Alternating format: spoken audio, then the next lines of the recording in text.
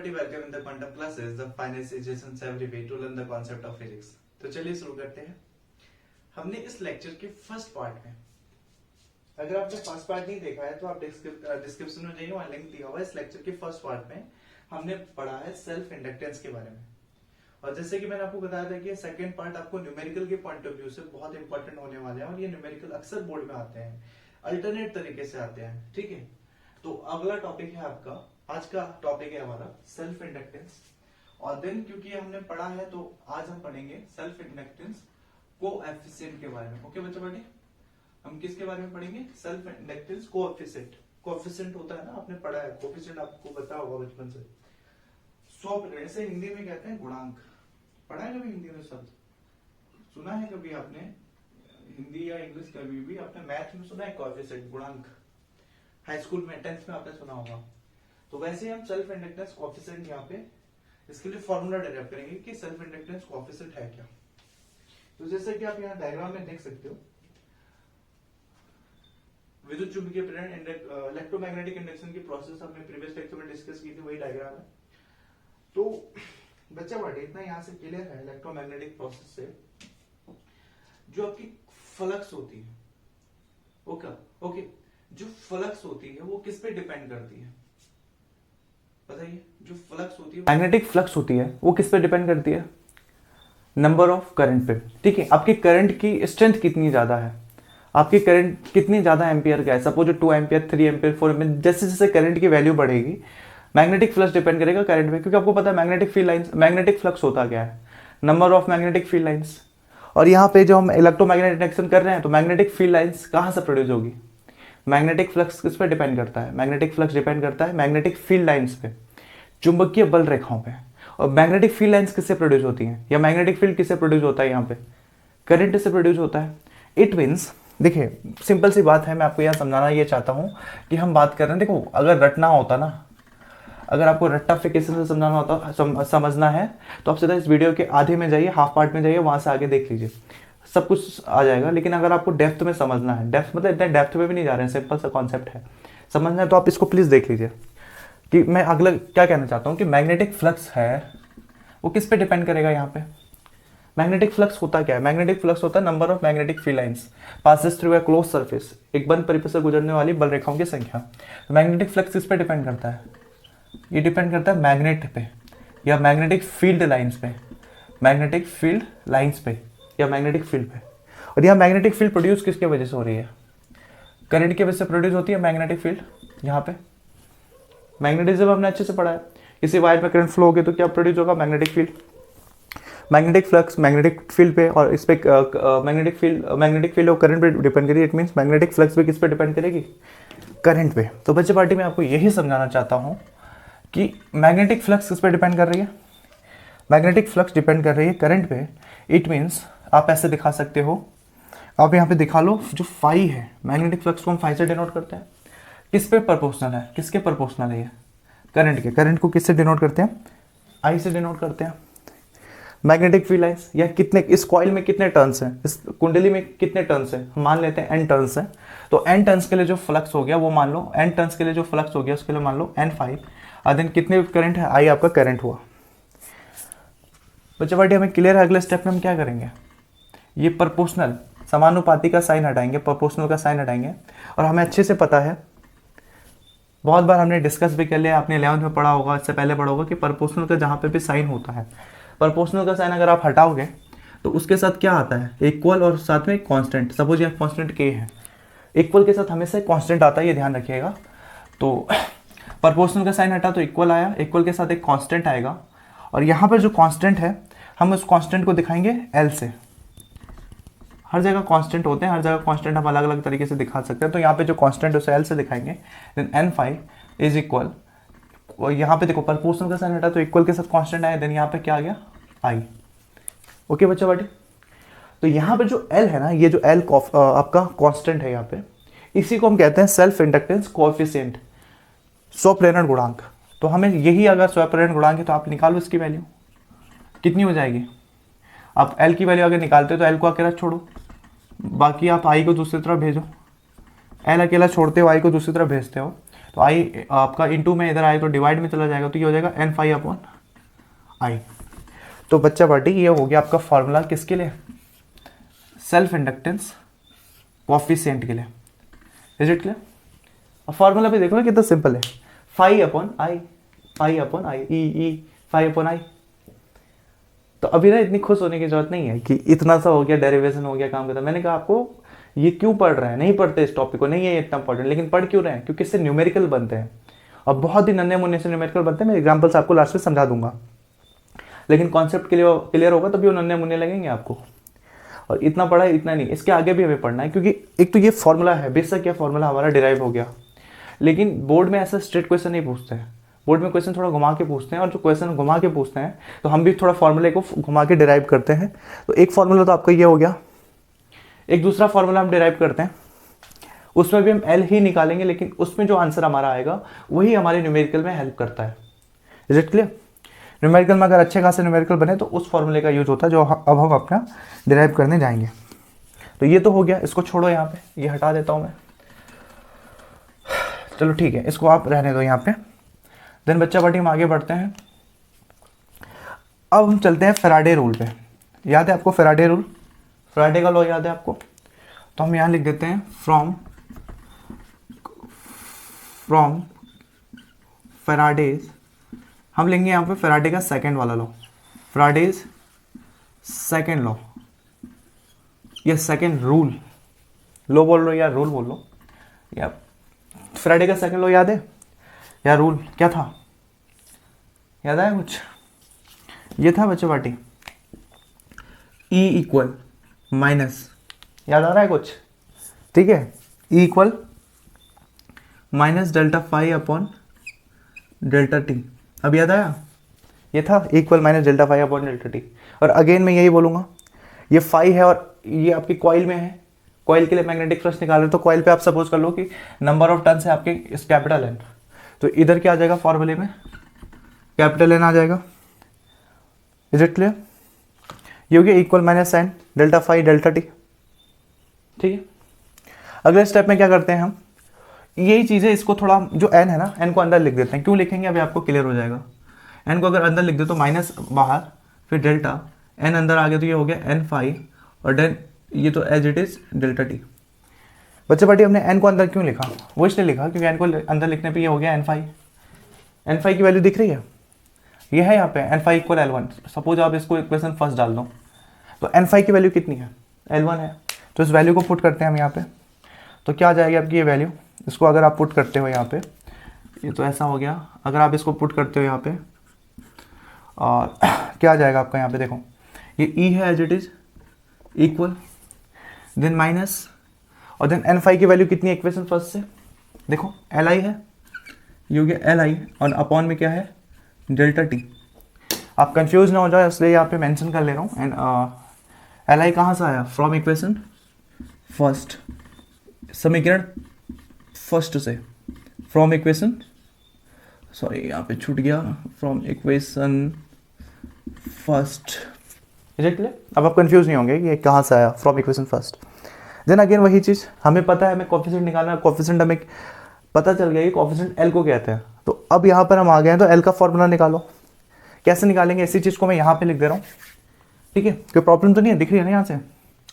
हमें एल की वैल्यू निकालना है बच्चा पार्टी, हमें एल की वैल्यू निकालना है। आपने यहाँ पे ई निकाल लिया क्योंकि हमें एल कोफिशिएंट निकालना है, तो कोफिशिएंट के लिए एल को यहाँ छोड़ दो, बाकी जो भी टर्म्स है उसे दूसरी तरफ भेज दो। क्या मतलब है, अगर आप एल को इधर भेज देते हो, इधर एल, तो बाकी जो भी टर्म है दूसरी तरफ भेजो, तो दूसरी तरफ ई है ना, ई है, दूसरी तरफ पहले तो माइनस भेजो, ये माइनस दूसरी तरफ आएगा तो इधर ई की तरफ आ जाएगा। देन टर्म क्या बचा आपके पास, ये बच गया L I upon delta T. Clear है, L I upon delta T बच गया आपका। यहाँ कहीं डेल्टा भी था, हमने डेल्टा से छोड़ दिया, भावनाओं में बहते हुए हमने डेल्टा यहाँ छोड़ दिया। चलो लिख देते हैं delta L I upon delta T, ऐसा हो गया। एल को हमने इधर रख दिया, बाकी जो भी बचा ये बच गया आपका, माइनस तो हमने भेज दिया, बच गया डेल्टा आई अपॉन डेल्टा टी। तो ये डेल्टा आई अपॉन डेल्टा टी इधर इनटू में है, इधर आएगा तो डिवाइड में आ जाएगा, तो ये आ गया डिवाइड में, डेल्टा आई अपॉन डेल्टा टी। तो ये हो गया हमारा आंसर। इधर भी हमने एल की वैल्यू निकाली थी, और आल्सो ये भी किसकी है, ये भी किसकी वैल्यू है आल्सो, ये भी वैल्यू है हमारी एल के लिए। ओके, और मैंने आपको पहले भी बताया था ये वाला फॉर्मूला हमने क्यों निकाला बॉस, एल तो हमने पहले भी निकाला था, एल की वैल्यू तो हमने पहले भी निकाली थी। ये इसलिए निकाला क्योंकि न्यूमेरिकल जो बनते हैं ना, न्यूमेरिकल में जो क्वेश्चंस बनते हैं मैक्सिमम टाइम 3 मार्क्स में, वो इस फॉर्मूले पे बेस्ड बनते हैं ना कि इस फॉर्मूले पे। ये तो बहुत छोटा सा, सपोज कर लो कि अगर आपके इस फॉर्मूले पे क्वेश्चन बना भी, तो न्यूमेरिकल आपका बन भी गया तो कितने मार्क्स का बनेगा, फॉर्मूला इतना छोटा है, न्यूमेरिकल में टर्म्स छोटे होंगे, ज़्यादा ज़्यादा 1 मार्क्स या 2 मार्क्स के बनेंगे। और 3 मार्क्स का अगर कहीं से बनेगा तो यहाँ से बनेगा क्वेश्चन, न्यूमेरिकल यहाँ से बनता है। ठीक है, तो अब देख लेते हैं न्यूमेरिकल कैसा आता है। मैंने आपको कहा था कि एक एग्जाम्पल हम सॉल्व करेंगे, आपको आइडिया लग जाएगा न्यूमेरिकल क्या है। तब तक आप इसका स्क्रीनशॉट ले लो। मैंने कहा था न्यूमेरिकल इसका मेन है, इसके बेस्ड न्यूमेरिकल बनता है। तो हम एक न्यूमेरिकल देख लेते हैं, जैसे कि आपको यहाँ पे दिख रहा है स्क्रीन पे। एक बार आप न्यूमेरिकल शांति से पढ़ लीजिए, और उसमें से 3 मार्क्स का अगर ये न्यूमेरिकल बनेगा तो आप उसमें से 1 मार्क्स कम से कम चुराने की कोशिश कीजिए। देखिए ये बात ना न्यूमेरिकल के लिए एक अच्छी बात होती है। बहुत सारे बच्चों, स्पेशली मैं नोटिस करता हूँ, जो बायोलॉजी स्ट्रीम के वाले बच्चे होते हैं, स्टूडेंट होते हैं, आप न्यूमेरिकल देख के क्विट कर लेते हैं, गिव अप कर लेते हैं। अरे बच्चा पार्टी, चाहे बायो वाले हो चाहे मैथ वाले हो, न्यूमेरिकल आसान होते हैं। फिजिक्स के, केमिस्ट्री के न्यूमेरिकल लेंथी होते हैं, फिजिक्स के आसान होते हैं। ठीक है, और ना भी हुआ ना, माने कि आपको कुछ आ भी नहीं रहा हो, तो आप चोर बनो। क्यों चोर बनो मतलब, अब बोलोगे भैया क्या समझा, चोर बनो का मतलब आपको न्यूमेरिकल अगर 3 मार्क्स का है तो आपको 1 मार्क्स उसी में से चुरा लेना है। बोर्ड में बस आपको जो गिवन है ना वो लिख दोगे तो आपको 1 मार्क्स तो मिल ही जाएगा कम से कम। फॉर्मूला लिख दोगे तो देन आपका हाफ मार्क्स और हो जाएगा, 1.5 हो जाएगा। वो लास्ट में 2 काउंट होता है, और सही आंसर आएगा तो 3 वैसे भी मिल जाएगा। ठीक है, तो सबसे पहले जो गिवन है उसको देखो, और आप चोर बनो, मतलब आप नंबर चुराओ इसमें से। न्यूमेरिकल में से नंबर कैसे चुराते हैं, देखो क्या गिवन है आपका यहाँ पे। देखो गिवन क्या है, कौन कौन से टर्म्स दिए गए हैं, कौन कौन से टर्म्स आपको दिए गए हैं यहाँ पे, क्या गिवन है, क्या फाइंड करना है। सबसे पहले देखो आप क्या फाइंड करना है, ई फाइंड करना है। ई में पूछा है ना, तो ई फाइंड करना है, E equal question mark. Then क्या दिया हुआ है, एल की वैल्यू दी गई है, सेल्फ इंडक्टेंस कोएफिशिएंट की वैल्यू दी गई है, कितना दिया है 10 हेनरी। अच्छा बच्चा पार्टी, एक चीज़ मैं आपको डिस्कस करना भूल गया था पिछले प्रीवियस लेक्चर में, हेनरी से मुझे याद आया कि सेल्फ इंडक्टेंस जो कोएफिशिएंट होता है ना, प्रीवियस लेक्चर में क्या अभी तो किया था हमने, सेल्फ इंडक्टेंस कोएफिशिएंट होता है, उसका वैल्यू कितना होता है, मात्रक, हेनरी कहते हैं। चाहे हिंदी हो चाहे इंग्लिश हो, हम उसको क्या लिखते हैं, हेनरी, और उसको किससे डिनोट करते हैं, कैपिटल एस से। ओके, तो ये हो गया आपका हेनरी। और क्या चीज़ गिवन है, देखो देखो देखो। अच्छा, करंट चेंज होता है, करंट कितना चेंज हो रहा है, करंट चेंज हो रहा है, तो सपोज जो पहले करंट था उसको कितना मान लो आप I1, और दूसरा करंट है जो चेंज हो गया उसको मान लो आप कितना हो गया I2 चेंज हो गया। तो I1 कितना है 10 एम्पियर था, देन 10 एम्पियर से कितना हो रहा है करंट चेंज, 10 एम्पियर से कितना करंट चेंज हो रहा है 7 एम्पियर। और कुछ दिया हुआ है, डेल्टा टी दिया है, कितने समय में चेंज हो रहा है, डेल्टा टी दिया है। देखो जरा डेल्टा टी क्या है, देखिए जरा डेल्टा टी क्या है आपका, ये हो गया आपका 9 इंटू 10⁻⁻2 सेकेंड, 9 इंटू 10⁻⁻2 सेकेंड हुआ। अच्छा, हिंदी मीडियम में अगर आप बोलना चाहो तो इस क्वेश्चन का क्या मतलब हो, आप ऐसा सपोज कर लो कि आपको विद्युत वाहक बल आपको निकालना है, प्रेरित विद्युत वाहक बल निकालना है। कब, जब किसी कुंडली में 10 हेनरी का क्या दिया जा रहा है, प्रेरकत्व दिया जा रहा है, या फिर 10 हेनरी वाला कोई कुंडली है, प्रेरकत्व वाला कोई कुंडली है, उसमें पे प्रेरित विद्युत वाहक बल निकालना है। कब, जब उस कुंडली में धारा 9 × 10⁻⁻2 सेकेंड में 10 एम्पियर से 7 एम्पियर चेंज हो रही है, पहले 10 एम्पियर फिर 7 एम्पियर। ठीक है, ये था इसका हिंदी में मतलब कि आपको विद्युत वाहक बल निकालना है कब और किसके लिए, एक ऐसी 10 हेनरी वाली कुंडली के लिए जिसमें कि 9 × 10⁻⁻2 सेकेंड में धारा 10 से 7 में चेंज हो रहा है, 10 एम्पियर से 7 एम्पियर हो रहा है। कुल मिला के बात है ई निकालना है। ई कैसे निकलेगा, इसलिए तो हमने फॉर्मूला डिराइव किया था। अब हम यहाँ पे फॉर्मूला लिख लेते हैं। क्या था फॉर्मूला, क्या सूत्र है आपका, फॉर्मूला हमने अभी भी डिस्कस किया, याद कीजिए। ई के लिए क्या हो जाएगा फॉर्मूला, ई के लिए क्या फॉर्मूला हो जाएगा, ई इक्वल, याद रखना अभी जो हमने निकाला बॉक्स में बंद किया वो एल का फॉर्मूला था। ठीक है, उसी से हम ई का फॉर्मूला डिराइव कर रहे हैं। ठीक है, ई का फॉर्मूला क्या था, याद करो अगर आप, ई का फॉर्मूला क्या था, ये था ना, ये हो जाएगा ना, E equal -L ΔI upon ΔT, ये हो जाएगा।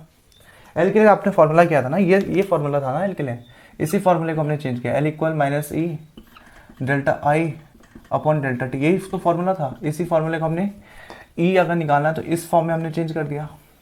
Is it clear?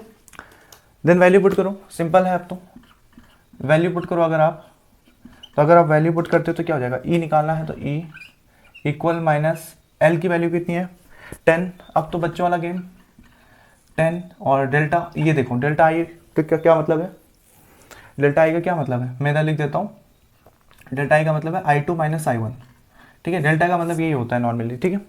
क्या हो गया डेल्टा आई का मतलब आई टू माइनस आई वन, और क्या है अपॉन में डेल्टा टी की वैल्यू दी है 9 इंटू 10 माइनस 2, ठीक है, 9 गुणा 10 की घात माइनस 2, 10 की पावर माइनस 2, वैल्यू पुट करो आई की, ई इक्वल, मुझसे फास्ट करो आप, इक्वल माइनस 10, आई टू कितनी हो गई 7 हुआ, आई वन कितना है माइनस 10 है, अपॉन 9 इंटू 10 पावर माइनस 2, 7 में से 10 गया कितना बचा, 7 माइनस 10 3 बचा, और वो उसके आगे साइन कौन सा आएगा माइनस का, 7 माइनस 10, ठीक है।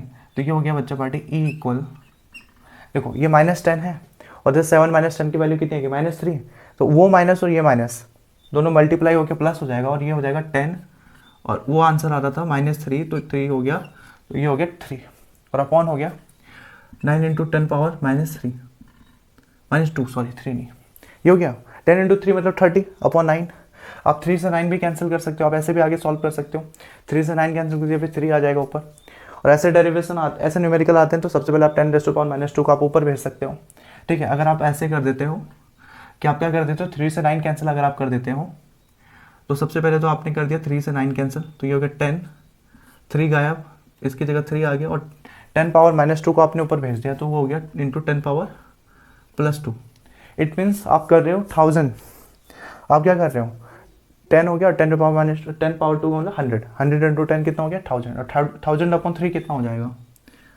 1000 अपॉन 3 हो जाएगा 333.3, पता ना 10 अपॉन 3 कितना होगा, वैसे 1000 अपॉन 3 कितना हो जाएगा 333 अपॉन 3, ओके। इतना करोगे ना, एक नंबर आपने यहाँ से चुराया, फॉर्मूला याद है तो रख दिया, फॉर्मूला याद है तो रह गया, वैल्यू रख दो, आपको 2.5 मार्क्स तो मिल ही जाएंगे 3 नंबर में से। आप कहोगे आप पूरा किया 2.5 मार्क्स क्यों, 0.5 मार्क्स कहाँ काटे, यहाँ काटे, किसमें काटे, हमने साइन नहीं लिखा, यूनिट क्या होता है पोटेंशियल का, इलेक्ट्रोमैग्नेटिक उसका ईएमएफ का, फोर्स का यूनिट क्या होता है, ये होता है आपका वोल्ट, तो आपके 0.5 मार्क्स यहाँ बच गए। तो ये था बच्चा पार्टी इसका न्यूमेरिकल, ओके। तो ये था सेल्फ इंडक्टेंस, इसके अगले लेक्चर में हम पढ़ेंगे सेल्फ इंडक्टेंस का एक एप्लीकेशन, देन उसके अगले लेक्चर में हम पढ़ेंगे म्यूचुअल इंडक्टेंस। न्यूमेरिकल 2 ही बनते हैं, या तो सेल्फ इंडक्टेंस से बनेगा या म्यूचुअल इंडक्टेंस कोएफिशिएंट से बनेगा। तो बच्चा पार्टी आज के लिए इतने, मिलते हैं अगले लेक्चर में।